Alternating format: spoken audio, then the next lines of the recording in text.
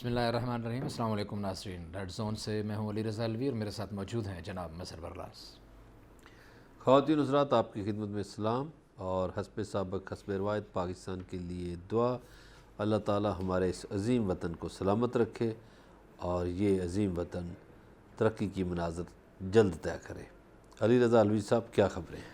शेख रशीद ने अपोजिशन को चैलेंज किया है कि वो इस्तीफ़े दें, हम नया इलेक्शन करा देंगे। उन्होंने यकीन से कहा कि अपोजिशन ऐसा बिल्कुल नहीं करेगी और उन्होंने ये भी कहा कि अपोजिशन झूठ बोल रही है और उन्होंने आज फिर नए कुछ इंकशाफात किए और उन्होंने ये भी कहा कि मैं मुख्तलिफ़ शहरों में जाके अपोजिशन को बेनकाब करता रहूँगा। सवाल ये है कि 2 बरस के अहद इक़्तिदार के बावजूद, जिसमें आवाम के दुख दर्द में कोई ख़ास कमी वाक़ई नहीं हुई, महंगाई में इजाफ़ा हुआ है, बेरोज़गारी हुई, रफ़रा तफ़री बढ़ी है, उसके बावजूद हुकूमत को इतना यकीन क्यों है कि अगर अभी इलेक्शन आ जाते हैं तो वो मुकम्मल तौर पर जीत जाएंगे? या शेख रशीद को ये यकीन है कि अपोजिशन इस्तीफ़े देने का रिस्क नहीं लेगी, सिर्फ बातें ही करेगी? फिर नैब ने मौलाना फजलुर रहमान के करीबी साथी मूसा खान को गिरफ़्तार कर लिया है। गिरफ़्तार शख्स का बड़ा बेटा मौलाना फजलुर रहमान का पर्सनल सेक्रेटरी है। इसका भी जायज़ा लेंगे।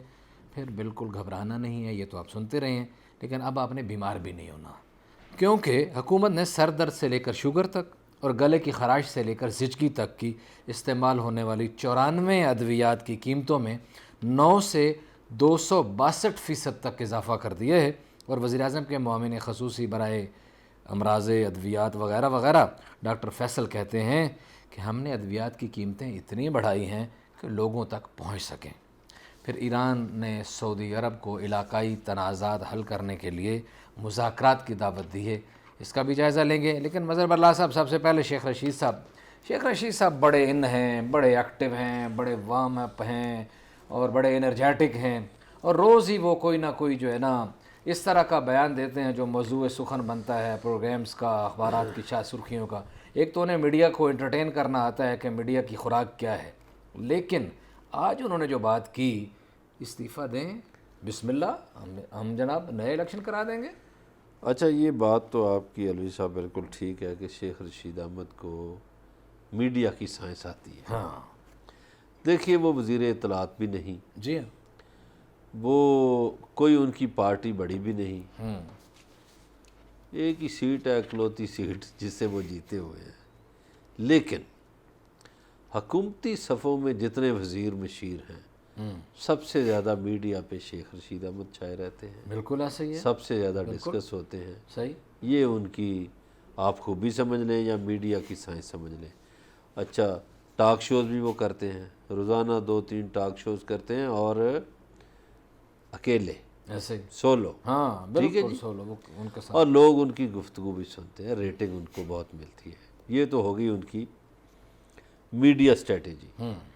और उसमें सोशल मीडिया का इस्तेमाल भी शेख साहब करते हैं। अच्छा, अब आ जाइए कि वो ख़बरों में देखिए इन रहने का हुनर कैसे जानते हैं। कई दिनों से वो मीम शीन का जिक्र कर रहे थे, ठीक है, जी हाँ, और उनकी बातें सच भी साबित होना शुरू हुई। सही। अब ये जो अस्करी क़यादत से मीटिंग थी सियासी क़यादत की, उसको भी शेख रशीद अहमद ने बेनकाब किया और फिर वो इस कदर चैलेंज करते रहे कि अगर किसी ने मुकरने की कोशिश की तो मैं बताऊंगा। और ये भी बात वो करते थे कि मैंने पाँव पड़ते देखा है एनआरओ के लिए कुछ लोगों को। उनकी मुलाकातें भी बेनकाब हुई सही है, और फिर कहीं और से भी तस्दीक हो गई। सही। अब जो उन्होंने ये बात की है कि इस्तीफ़ा दें और शौक़ से दे दें अपोजिशन, अब वो तो शेख साहब को पता है इस्तीफ़े वो नहीं देंगे। इस्तीफ़ों पे तो मौलाना फजलुर रहमान नाराज़ हुए थे, एक तकरीर पे नाराज़ हुए जो उनको तकरीर ही उनकी नहीं दिखाई गई। फिर जब प्रेस ब्रीफिंग थी तो पर्चियाँ इधर उधर हो गई, तो जो कागज़ मौलाना साहब पढ़ रहे थे, मौलाना साहब को उस वक्त भी गुस्सा आया कि मरियम औरंगज़ेब और कमर ज़मान कायरा भागते हुए आए कि नहीं नहीं नहीं, ये आपकी पर्ची नहीं है, ये आपने नहीं पढ़नी है, किसी और की है। उस पर फिर मौलाना साहब को नैब ने भी तलब कर लिया उसी कॉन्फ्रेंस के बाद। जी, तो मौलाना साहब का गुस्सा तो है, لیکن نہیں، یہ شیخ آپ نے ایک رشید جملہ صاحب، بولا کہ اس کانفرنس کے بعد نیب نے ان کو طلب کر لیا، یہ اس کانفرنس کا شخصانہ ہے؟ میں یہ تو نہیں کہوں گا کہ شخصانہ ہے، لیکن طلبی ان کی بعد میں ہوئی ہے، طلبی اس کے بعد میں ہوئی ہے۔ ٹھیک ہے۔ اچھا، یہ امپریشن پھر اس حد تک ٹھیک جاتا ہے کہ یہ جو اپوزیشن الزام عائد کرتی ہے کہ جب ہم بولتے ہیں کوئی بات کرتے ہیں تو ہماری تنابیں کھینچ لی جاتی ہیں؟ دیکھیے میں اس لیے یہ بات نہیں کہوں گا، کچھ ٹائمنگ ایسی ہو جاتی ہے بعض اوقات، مثلا شہباز شریف صاحب کا کیس ہائی کورٹ میں ہے، لیکن اس سے اتفاق ہوا ہے کہ اس سے پہلے اے پی سی ہو گئی، اتفاق یہ ہوا ہے کہ اس سے پہلے ان کی میٹنگ ہو گئی ہے عسکری قیادت سے، اور ان کی بھتیجی کہہ رہی ہے کہ مجھے تو پتہ ہی نہیں، صحیح ہے۔ وہ کہہ رہی ہیں کہ ہمیں تو اس بات کا علم ہی نہیں، اور وہاں فیصلے ہونے چاہیے۔ صحیح۔ پھر وہ ایک شخص کا جو بھی معاملہ ہے کل وہ ہو گیا، ہم اس پہ زیادہ بحث نہیں کرتے۔ اب دیکھیے جو اے پی سی میں باتیں ہوئیں تو مولانا صاحب نے غصے کی حالت میں کہا کہ آپ استعفے رکھیں ادھر۔ بلاول بھٹو زرداری کیسے استعفے رکھ دیں؟ ان کی سندھ میں حکومت ہے قبلہ، ان کا اب بلاول بھٹو زرداری نے بھی سیاست کھیلی وہاں۔ انہوں نے کہا کہ نواز شریف صاحب کو ہم کہتے ہیں کہ وہ آئیں اور اپنے ہاتھ، ہم ان کے حوالے کر دیں گے استعفے، وہ اپنے ہاتھ سے جمع کرائیں۔ اب نہ 9 من تیل ہوگا نہ رادہ ناچے گی، یعنی ان کو اپوزیشن کو، بلاول کو یہ پتہ ہے کہ نواز شریف صاحب تو بالکل نہیں آئیں گے، اور اگر کوئی آنے کا امکان تھا تو اس تقریر کے بعد ویسے مزید ختم ہو گیا۔ دیکھیے انہوں نے کوشش کی اس تقریر سے پہلے، وہ کوشش ظاہر ہے ناکام ہو گئی ہوگی، تو انہوں نے پھر یہی کرنا تھا جو انہوں نے کیا۔ کل ان کی بیٹی بھی کہتی رہی ہیں، لیکن گزارش یہ ہے کہ آپ مجھے، آپ کو، یا کسی بھی سیاستدان کو، یا اس ملک کے کسی بھی شہری کو، وہ کوئی وکیل ہو، کوئی فوجی ہو، کوئی صحافی ہو، کوئی افسر ہو، یہ زیب نہیں دیتا کہ ہم اپنی عدالتوں کے خلاف باتیں کریں یا اپنے اداروں کے خلاف باتیں کریں۔ دیکھیے ادارے جو ہیں وہ ریاست کی علامت ہوتے ہیں، اداروں نے چلتے رہنا ہوتا ہے، لوگ آتے ہیں چلے جاتے ہیں، اپنی مدت پوری کرتے ہیں نکل جاتے ہیں۔ صحیح۔ اب اس میں جنرل مشرف سے ایک اختلاف تھا میاں نواز شریف کا، اب کسی نے یہ بھی تو سوال کرے نا کہ جب جنرل علی قلی خان کو چھوڑ کر، ایک بات میری یاد رکھیے علی رضا صاحب، پاکستان میں یہ ہوا ہے، جب بھی سیاسی وزیر اعظم نے میرٹ کو چھوڑ کر نیچے سے بندے کو لا کے آرمی چیف بنایا تو اس کا خمیازہ اس کو بھگتنا پڑا۔ بھٹو صاحب نے یہ کیا، ضیاء الحق کا تو نمبر ہی نہیں تھا، کسی اور کا تھا، تو انہوں نے کہا یہ بڑا تابع دار ہے یا میری فیور کا ہے، اس کو لے آئے۔ اسی طرح جنرل علی قلی خان کا نمبر تھا تو نواز شریف کو پتہ نہیں چودھری نثار نے کہا ہو یا کس نے کہا ہو، انہوں نے کہا یہ گوہر ایوب کا رشتہ دار ہے، اس کو نہیں بنانا، تو جنرل مشرف کو لے آئے۔ تو اسی طرح جب بھی یہ معاملہ ہوتا ہے وہ اس کا کوئی نہ کوئی خمیازہ سیاستدانوں کو بھگتنا پڑا، لیکن سیاستدان اس کے لیے مواقع خود فراہم کرتے ہیں۔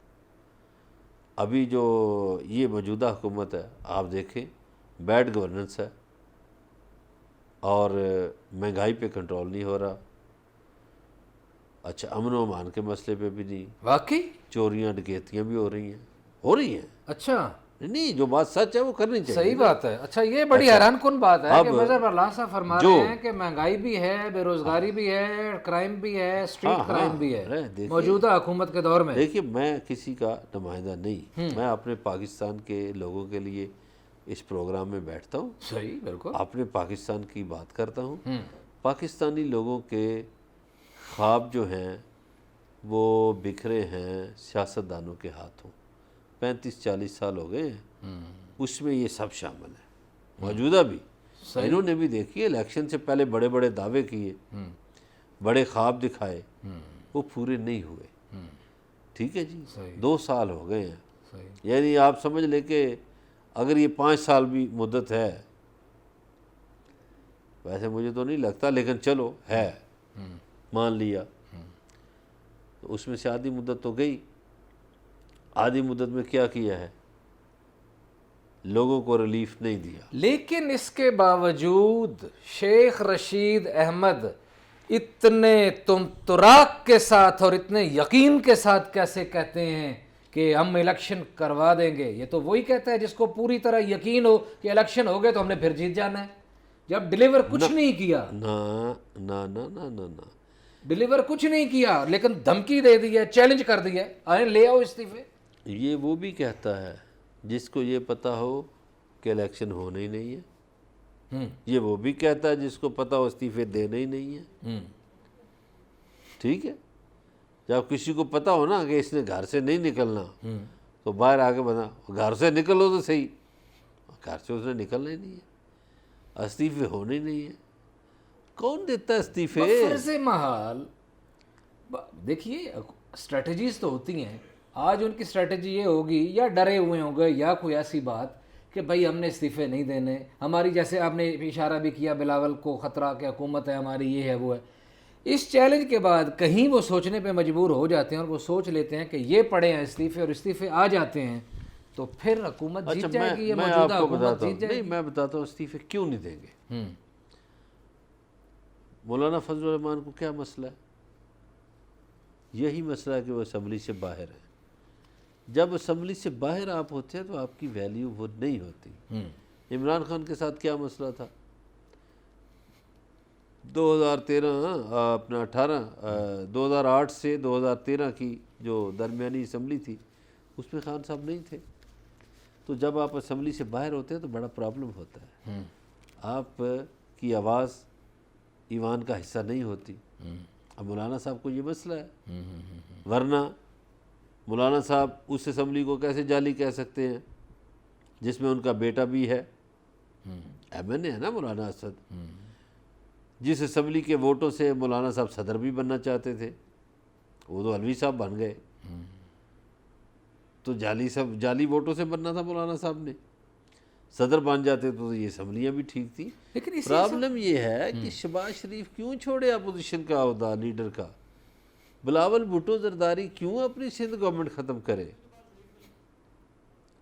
اور جب یہ پتہ ہو ابھی یار الیکشن ہو جائیں، دیکھو شیخ رشید جو بات کرتے ہیں الیکشن ہو جائے، عام طور پر ہمارے ہاں ضمنی الیکشن کا ایک ٹرینڈ ہوتا ہے، ٹرینڈ یہ ہوتا ہے ضمنی الیکشن میں کہ لوگ حکومتی امیدوار کو خواہ مخواہ ووٹ دیتے ہیں۔ ٹھیک ہو گیا جی، صحیح ہے۔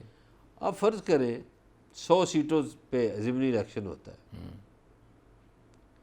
اگر 100 سیٹیں خالی کی اپوزیشن نے اس میں ضمنی الیکشن ہوا، اس میں سے 20 بھی جیت گئی حکومت، وہ 80 آ گئے اپوزیشن کے، 20 تو گئے، تو 20 ووٹ وہ کیوں کم کرے؟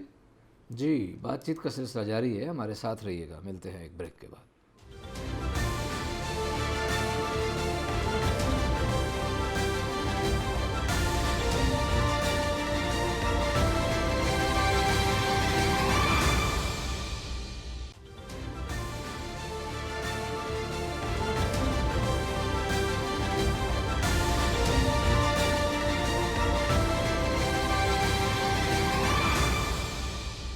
ناظرین، بریک پہ جانے سے پہلے شیخ رشید کی پریس کانفرنس پہ ہم بات کر رہے تھے جس میں انہوں نے اپوزیشن کو چیلنج کیا ہے کہ آپ استعفے دیں، ہم نئے الیکشن کرا دیں گے۔ پرلا صاحب کہتے ہیں کہ اس طرح کی ان کو یہ یقین ہے کہ استعفے دیں گے ہی نہیں، اس لیے انہوں نے چیلنج کیا ہے، ورنہ عملاً صورتحال اگر الیکشن ہو جائیں اور جو عوامی دکھوں کی کیفیت ہے وہ کوئی تھوڑی سی مختلف ہے۔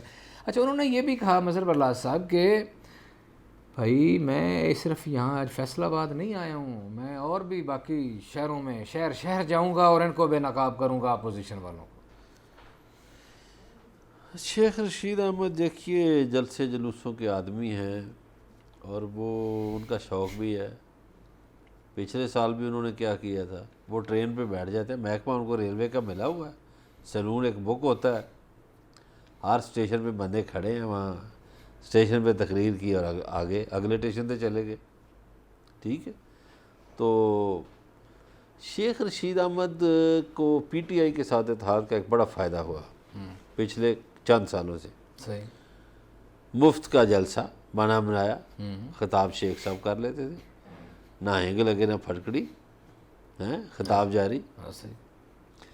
وہ خرچہ سارا پی ٹی آئی والوں کا ہوتا تھا، شیخ صاحب بڑے مقرر کے طور پہ خطاب کر کے اپنا. نہیں، لیکن شیخ صاحب نے بہادری کے کرشمے بھی دکھا ہے نا، جب وہاں پہنچنا تھا اور عمران صاحب نہیں پہنچ سکے اور یہ موٹر سائیکل پہ پہنچ کے آ کے گاڑی کی ڈی ایس این جی پہ، وہ T V D S N G پہ کھڑے ہو کے جناب سگار پی رہے ہیں. نہیں دیکھے، نہ بہادری بھی اور چیلنج بھی. ہاں کہ میں پہنچ گیا ہوں. انہوں نے چیلنج کیا تھا. انتظامیہ نے، شہباز شریف کی حکومت تھی، پنڈی کی انتظامیہ ڈھونڈ رہی تھی، ہو سادہ کپڑوں میں، وردیوں میں پولیس شیخ رشید احمد کو ڈھونڈ رہی تھی. لیکن شیخ صاحب میڈیا پہ مسلسل چیلنج کر رہے تھے اس دن کہ میں 3 بجے کمیٹی چوک ہوں گا. اچھا، لیٹ بھی نہیں بتا رہے تھے اور لیٹ ہوئے بھی نہیں، اس ٹائم پہ پہنچے. ٹھیک ہے. کیسے موٹر سائیکل پہ جا کے شیخ رشید، وہ پولیس ہکا بکا، لیکن مظہر برلاس صاحب چینل ہکا بکا. آتے ہوئے تو کوئی پتہ نہیں ہے کہ پتہ نہیں کیسے آئیں گے، کدھر سے آئیں گے، گاڑی پہ آئیں گے، پیدل آئیں گے، رکشے پہ آئیں گے، موٹر سائیکل پہ آئیں گے، آ گئے. لیکن پھر جب وہاں سے گئے، وہاں اس وقت بھی پولیس تھی، تو یہ ایسے آرام سے پھر کہیں جا کے چھپ گئے. تو یہ حسن اہتمام تھا یا حسن اتفاق؟ آپ دیکھیے، شیخ رشید احمد پنڈی کے رہنے والے ہیں اور کئی مرتبہ وفاقی وزیر بھی رہے ہیں. تو پولیس جو ہوتی ہے وہ یہی انہوں نے لگنا ہوتا نا. ایک تھانے سے گئے، تھانے وارث خان سے ٹرانسفر ہوئی تو تھانہ پیر بدائی، پیر بدائی سے ٹرانسفر تھانہ نیو ٹاؤن آ گئے، ادھر سے تھانہ صدر چلے گئے. تو پولیس والے تو وہی ہیں نا. وہ پولیس والے بھی مراسم رکھتے ہیں نا کہ ہم نے جی بڑی کوشش کی، شیخ صاحب ملے نہیں. چلیں، آپ نے جواب دے دیا، بالکل صحیح. اچھا، اس میں شیخ رشید صاحب کے ساتھ ایک اور بھی یاد بتاتا جاؤں کہ ماشاءاللہ گفتگو بہت اچھی کر رہے ہیں، اپوزیشن کو بڑا دھو رہے ہیں. لیکن انہی دنوں میں خبر آئی ہے کہ اس سال ریلوے کا ریکارڈ خسارہ ہوا ہے. جو ان کا اپنا محکمہ ہے، جو وزارت انہوں نے سنبھالنی ہے، جو چلانی ہے. اس میں دیکھیے خسارے میں خسارہ ہونا تھا. اس کی وجہ کہ کرونا کے دوران بھی تنخواہیں جاتی رہیں اور ٹرینیں بند رہیں، تو اس کا خسارہ تو ہونا تھا. اس کا اثر ہوگا، وہ پی آئی اے پہ بھی ہوگا، وہ عام جن لوگوں کی ٹرانسپورٹ سروس ہے وہ ان کو بھی خسارہ ہوا ہے. دیکھیے جتنی ایئر لائنز ہیں ان کو نقصان ہوا ہے، جتنی ریلویز ہیں دنیا میں ان کو نقصان ہوگا. اس لیے ہوگا، انڈین ریلوے کو بڑا ہوگا، وہ تو ابھی بھی ہو رہا ہے. صحیح ہے. اس لیے کہ جب آپ ٹرینیں بند کر دیں گے اور تنخواہیں جا رہی ہیں، اس وجہ سے ہوا. کچھ نہیں رہا، جا رہا ہے، تو خسارہ تو ان کو ہونا تھا. صحیح. چلیں. اچھا جی، نیب نے مولانا فضل الرحمان کے قریبی ساتھی موسیٰ خان کو گرفتار کر لیا ہے، اور موسیٰ خان وہ پیش ہونے کے لیے گئے تھے. جناب ڈی ایف او ہیں موسیٰ خان، اور ان کے اوپر آمدن سے زائد اثاثوں کی انکوائری جاری ہے. سوال نامہ بھیجا گیا تھا، وہ جوابات جمع کرانے کے لیے نیب دفتر جا رہے تھے پشاور، اور انہیں راستے میں متنی کے قریب سے گرفتار کیا گیا. ہم تو سرکار نہ موسیٰ خان کو جانتے ہیں نہ عیسیٰ خان کو جانتے ہیں. اب یہ ہمارے سیاستدانوں کا عجیب سٹائل ہے، جن پہ بھی نیب کے. اب دیکھیں نا، مبینہ طور پر پاکستان سے کوئی 50 ارب کی منی لانڈرنگ ہوئی، جس کے مصدقہ ثبوت مل چکے اداروں کو. عمران خان صاحب تو کہتے ہیں ابھی بھی ہو رہی ہے. ہو رہی ہوگی، ابھی بھی ہو رہی ہوگی. یہ دیکھیں، یہ جو وارداتی ہیں نا، یہ چکر نکال لیتے ہیں کوئی نہ کوئی. یہ بڑے اسکیمر ہیں بندے. تو کوئی نہ کوئی دیکھیے، انہوں نے بندے آگے سے رکھے ہوتے ہیں. کوئی موسیٰ خان ہے، کوئی ایان ہے، کوئی تیفی ہے، کوئی چھابڑی والا ہے، کوئی ریڑھی والا ہے، کوئی کلفی والا ہے، کوئی مسالے والا ہے، کوئی پان والا ہے. موسیٰ خان کا بڑا بیٹا طارق بلوچ جو ہے وہ مولانا کا پرسنل سیکرٹری ہے. اچھا یہ بلوچستان سے ہیں یا پنجاب نہیں نہیں، بلوچ پنجاب میں بھی ہیں، کوئی ضروری تو نہیں بلوچستان میں، یا ویسے کے پی کے میں بھی ہوں گے۔ ہاں نہیں بلوچ میں ہیں، بلوچ تو آپ کے سرگودے تک بلوچ آئے ہوئے ہیں، جنگ میں بلوچ ہیں، بکر لیا، جی جی جی، ڈیرہ غازی خان، مظفر گڑھ، یہ سارا فیصل آباد تک بلوچ ہے، صحیح صحیح، ٹھیک ہے۔ بالکل صحیح۔ لیکن آپ چلے آپ جملہ آ گیا بلوچ، آپ نے بات کی، دیکھیے پنجاب کا دل کتنا بڑا ہے، کتنے بلوچ اس میں بستے ہیں، کتنے بلوچ ایم این ایز بنتے ہیں، اور کتنے پٹھان ایم این ایز بنتے ہیں، 15 سے 20 پٹھان ایم این ایز ہیں پنجاب سے، اور حوصلہ ہوتا ہے پنجاب کا، دل کھلا رکھے۔ گالی تو بڑے شوق سے پنجاب کو دی جاتی ہے، لیکن یہ بھی دیکھیں کہ پنجاب کا دل کتنا کھلا ہے، کتنا وسیع ہے۔ ہمارے ہاں بہت سے بلوچ آ کے کاروبار کرتے ہیں، بہت سے پٹھان کرتے ہیں، بہت سے ہمارے سندھی بھائی کرتے ہیں، کبھی پنجاب میں ان کو مسئلہ نہیں بنا، لیکن جب پنجابی بیچارہ وہاں جا کے کوئی بزنس کرتا ہے اس کو مارا جاتا ہے۔ یہ بھی آپ ایک رویہ دیکھیں، ان کو بھی دل وسیع کرنا چاہیے۔ ہم سب پاکستانی ہیں، بھائی ہیں ایک دوسرے کے، ہمیں بطور پاکستانی سوچنا چاہیے۔ یہ نہیں کہ میں اگر جا کے پسنی میں، گوادر میں، یا زیارت میں، یا کلات میں، یا کوئٹہ میں، خزدار میں کوئی دکان کھول لوں، کوئی بزنس کرنا چاہوں، میں پنجابی ہوں تو مجھے وہاں مار دیا جائے، میرے بچوں کو مار دیا جائے، پنجابی ہے یا سیٹلر ہے، یا سیٹلر ہے، اصطلاح استعمال ہوتی ہے اس طرح کی، یہ بھی ہوتی ہے سیٹلر کی بھی۔ وہی ابھی تک مہاجر کی بات کر دیکھیے، مہاجر آپ کیوں یہاں تو کہتے ہیں؟ ماشاءاللہ اسلام آباد میں بے تحاشا قسم کے کوئٹہ کے ہوٹل اور پتہ نہیں کیا کیا چائے بڑی شاندار ملتی ہے۔ جی جی جی، تو نہیں اسلام آباد سے ہٹ کے پنجاب میں بھی یہ تو وفاق ہے، صحیح۔ لیکن میں کہتا ہوں کہ ہمیں بطور پاکستانی سوچنا چاہیے۔ پٹھان ہمارے بھائی ہیں، بلوچ بھائی ہیں، سندھی بھائی ہیں، پنجابی بھائی ہیں، سرائکی بھائی ہیں، ٹھیک ہے۔ ان سب کو مہاجر جو لفظ استعمال ہوتا ہے خاص طور پہ اردو اسپیکنگ کے لیے، تو وہ بھی ہمارے بھائی ہیں۔ تو ہم سب کو بطور پاکستانی ایک تو صوبائی تعصب سے بچنا چاہیے، ایک لسانی تعصب سے بچنا چاہیے، ایک ہمیں مذہبی منافرت سے بھی بچنا ہر چاہیے۔ طرح کے تعصب سے، ہر طرح کا تعصب خطرناک ہے آپ کے سماج کے لیے، آپ کی محبتوں کے لیے، آپ کی جڑت کے لیے۔ یہ کالے گورے کا جو ہے اس سے بھی بچنا چاہیے۔ بالکل، تو پھر دیکھیے ہمیں کتنی زندگی ہے، کتنے برس جی لیں ایک گے۔ کام تو آسانی سے ہو سکتا ہے نا مظہر برلاس صاحب، ہم نفرتوں کے اسباب ڈھونڈ رہے ہیں، اور اس کی بجائے ہم محبتوں کے اسباب بھی تو ڈھونڈ سکتے ہیں نا، کہ کس جگہ پہ ہماری جڑت ہو سکتی ہے، کس معاملے پہ ہمارا اتفاق ہو سکتا ہے۔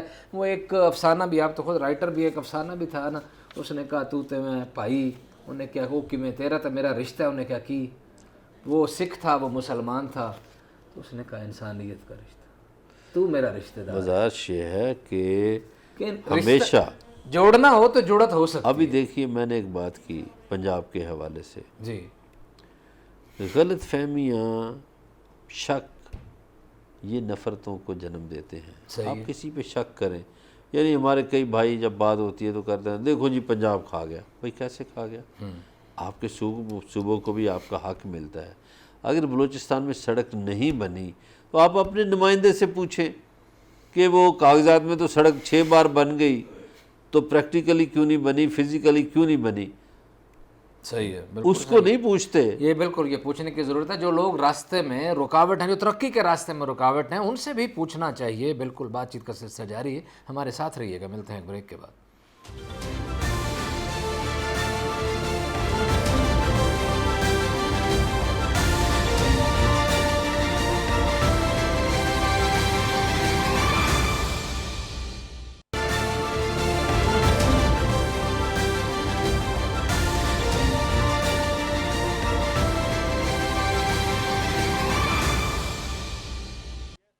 ویلکم بیک ناظرین، اگلی خبر کی طرف بڑھتے ہیں کہ دوائیاں مہنگی ہو گئی ہیں مظہر برلاس صاحب۔ آپ کو تو کوئی گھبراہٹ نہیں ہوگی، لیکن ایک غریب آدمی کے لیے بہت بڑی گھبراہٹ کی بات ہے کہ اس سے پہلے، اور مجھے یہ سمجھ نہیں آ رہی کہ یہ دوائیوں کی قیمتیں کیوں نہیں کنٹرول ہو رہی، بڑے وزیر مشیر بدلے گئے ان دوائیوں کے نام پہ، اور آج جناب 94 ادویات کی قیمتوں میں اضافہ ہوا ہے 9 سے 262% تک، اور یہ کوئی دوائیاں یہ عام استعمال کی، سر درد والی، گلے کے درد والی، کان کے درد والی۔ علوی صاحب، یہ میں اس کو ظلم سے تعبیر کرتا ہوں۔ اس لیے کہ دوائی جو ہے وہ ہر بیمار نے لینی ہے، عام آدمی ہو یا خاص آدمی ہو، جو بھی۔ پہلے تو ہمارے ملک میں دوائیوں کی یہ صورتحال ہے کہ یہاں دوائیاں جعلی بہت ملتی ہیں، خالص نہیں ملتی۔ حکومت کو ایک تو چاہیے تھا کہ جعلی دوائیوں پہ کنٹرول کرتی اور دوائیاں سستی کرتی، عام لوگوں کی پہنچ تک ہو۔ ایک طرف آپ نے روٹی مہنگی کر دی ہے، چیزیں مہنگی کر دی ہیں، اب آپ نے دوائیاں بھی مہنگی کر دی ہیں، تو خدا کا خوف ہونا چاہیے حکمرانوں کو کہ ایسا ظلم نہیں کرنا چاہیے۔ اور اب یہ جو ڈاکٹر صاحب آئے ہوئے ہیں خیر سے، مشیر صحت جو بنے ہوئے ہیں، یہ وہی ڈاکٹر ہیں حوروں والے۔ تو بھائی آپ لوگوں کو کہ یہ کون سا ٹیکہ لگا رہے ہیں، اس سے تو حوریں نظر نہیں آئیں گی۔ آئیں گی، کیونکہ جب بندہ مر جائے گا تو میرا خیال ہے کوئی نہ کوئی جو جنتی ہوگا اس کو حوریں نظر آئیں گی، کیونکہ اس نے بچنا تو ہے نہیں، حکومت خرید ہی نہیں کو سکے گا۔ چاہیے کہ فوری طور پر وزیر اعظم پاکستان کو چاہیے کہ وہ باتیں تو ریاست مدینہ کی کرتے ہیں، ان کو چاہیے کہ وہ ایکشن لیں اور دوائیوں کی قیمت بڑھانے کی بجائے کم کریں۔ دیکھیے پہلے صاحب نے عامر کیانی نے دوائیاں کی قیمتیں بڑھا دیں، پتہ نہیں آسمان پہ پہنچا دیں، کتھے جا کے کم رکیا، لیکن کچھ بھی نہیں ہوا۔ ایکشن لیا جائے گا، ان کو ہٹا دیا، کچھ نہیں ہوا۔ ظفر مرزا صاحب گئے، کچھ نہیں ہوا۔ یہ انہوں نے پتہ کیا کہا ہے، یہ کہتے ہیں جناب سستی کی ہیں، وہ جو سستی تھیں تو مارکیٹ میں مل نہیں رہی تھیں، اس لیے مہنگی کی ہیں تاکہ مارکیٹ میں پہنچ جائیں۔ یعنی انہوں نے عام شہریوں کا تو بھلا نہیں سوچا، ان کا بھلا سوچا ہے جو بیچتے ہیں اور منافع کماتے ہیں۔ ہاں، ان کو کہیں کہ یہ جو مارکیٹ میں نہیں آتی لوگ سٹاک کر لیتے ہیں، تو ملک امیر محمد خان جو گورنر رہے ہیں ان کی تاریخ پڑھ لیں، کوئی سبق ان سے سیکھ لیں۔ یہ حکومت کا کام ہے کہ دستیاب کرے دوائیاں، بالکل حکومت کا کام جعلی ہے۔ دوائیوں کی بنانا بھی روکنا انہی کا ہی کام انہی ہے، کا اور کام ہے۔ مارکیٹ تک پہنچانا۔ اور اس لیے بھی دوائیاں سستی ہونی چاہیے کہ پاکستان میں سرکاری علاج تو ہے ہی نہیں، ہوتا ہی نہیں۔ آپ کسی اسپتال میں جائیں، ڈاکٹر اتنا پرچہ لکھ کے دے دیتے، جاؤ بھی دوائیاں لے لو، بس ٹھیک ہے۔ تو ہماری درخواست ہے وزیر اعظم پاکستان سے کہ جناب کچھ لوگوں پہ رحم کریں، دوائیاں سستی۔ امید ہے آٹے اور چینی کی درخواست کے ساتھ اس کو بھی نتھی کر کے چیزیں آسانی کر دی جائے گی لوگوں کے لیے۔ وہ صحت والا معاملہ بڑا اچھا جا رہا ہے ماشاءاللہ جی، یہ کوئی تعریف بھی کر دیں گورنمنٹ کی، ظاہر ہے کہ نہیں، صحت کا دیکھیے، پنجاب میں خاص طور پر نئے ریزورٹ بنائے گئے ہیں، ایک تو اور یہ کوٹلی ستیاں، نڑ، چکوال، خوشاب اور کوہ سلیمان میں کچھ نئی چیزیں بنائی جا رہی ہیں۔ بات یہ ہے، ایک تو یہ ہے کہ سیاحت ہمارے ملک میں اچھی ہوئی ہے، کچھ پوائنٹس ہے تو پنجاب، ایک تو یہ 27 ستمبر ہے سیاحت کا دن منایا جاتا ہے، تو اس میں پنجاب کافی پیچھے تھا سیاحت کے معاملات میں۔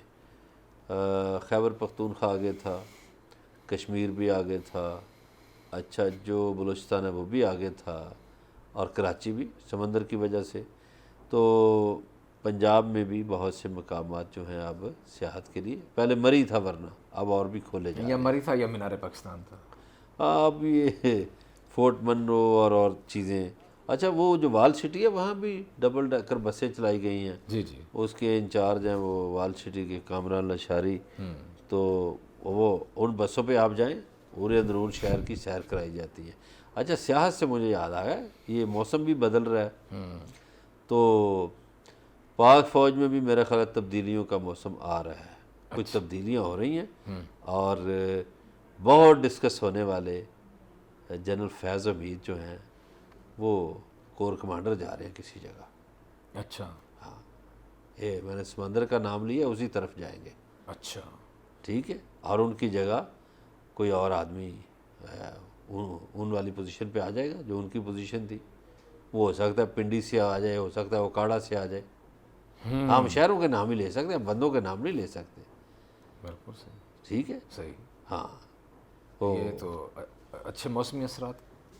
ہاں، وہ یہ موسمی اثرات ہے، اور تبدیلیاں ہوتی ہیں، روٹین کی تبدیلیاں ہوں گی، تو میں نے کہا چلیں ہم بتا ہی دیں کہ یہ تبدیلیاں آ رہی ہیں، ٹھیک ہے۔